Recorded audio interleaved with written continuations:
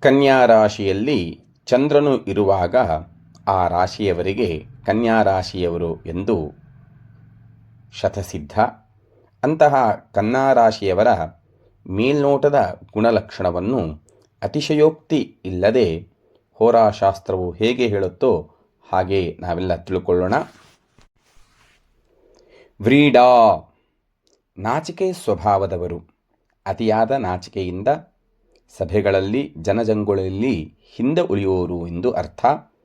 ಮಂಥರ ಅಂದರೆ ಅತಿ ನಿಧಾನವಾದ ನಡಿಗೆ ಉಳ್ಳವರು. ಚಾರು ವೀಕ್ಷಣ ಗತಿ, ಮನೋಹರವಾದ ನೋಟ ಹಾಗೂ ಮನೋಹರವಾದ ನಡಿಗೆಯನ್ನು ಹೊಂದಿದವರು.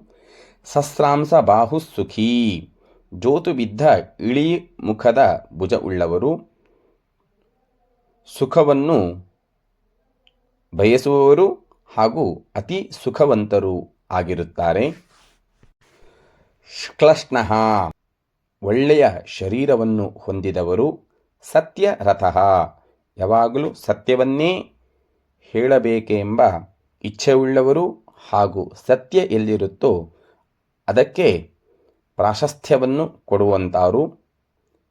ಕಲಾ ಸುನಿಪುಣಃ, ನೃತ್ಯ, ಗೀತ, ವಾದ್ಯ, ಚಿತ್ರಲೇಖನಾದಿ ಕಲಾ ನೈಪುಣ್ಯತೆಯನ್ನು ಹೊಂದಿದವರು. ಶಾಸ್ತ್ರಾರ್ಥವಿದ್ಧಾರ್ಮಿಕಃ, ಶಾಸ್ತ್ರಗಳನ್ನು ಹಾಗೂ ಶಾಸ್ತ್ರಗಳ ಅರ್ಥವನ್ನು ತಿಳಿದುಕೊಂಡು ಧಾರ್ಮಿಕ ಕೆಲಸದಲ್ಲಿ ನಿರತರು. ಮೇಧಾವಿ, ಕಾಲಕಾಲಕ್ಕೆ ಬೇಕಾದ ಚತುರವಾದ ಬುದ್ಧಿಯು ಹೊಂದಿದವರು. ಬುದ್ಧಿವಂತಿಕೆಯಿಂದ ನಡೆಯುವವರು. ಸುರತಪ್ರಿಯ, ಸಾಂಸಾರಿಕ ರತಿಕ್ರೀಡೆಯಲ್ಲಿ ಅತಿ ಆಸಕ್ತಿ ಉಳ್ಳವರು. ಪರಗೃಹೈ ವಿತ್ತೇಶ್ಚ ಸಂಯುಜ್ಯತೆ, ಬೇರೆಯವರ ಮನೆಯಲ್ಲಿ ವಾಸವನ್ನು ಮಾಡಿಕೊಂಡು ಬೇರೆಯವರ ಹಣದಿಂದ ಅತಿಯಾದ ಸುಖವನ್ನು ಹೊಂದುವಂಥವರು.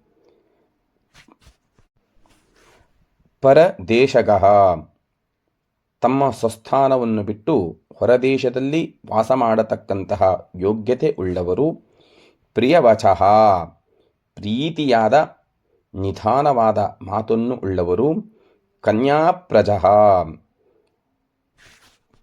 ಸಂತಾನದಲ್ಲಿ ಹೆಚ್ಚು ಹೆಣ್ಣು ಮಕ್ಕಳ ಸಂತಾನ ಉಳ್ಳವರು. ಅಲ್ಪಾತ್ಮಜಃ, ಮಕ್ಕಳು ಕಮ್ಮಿ ಉಳ್ಳವರು ಆಗಿರುತ್ತಾರೆ ಕನ್ಯಾ ರಾಶಿಯವರು ಎಂದು ಹೋರಾಶಾಸ್ತ್ರವು ವರ್ಣಿಸುತ್ತದೆ.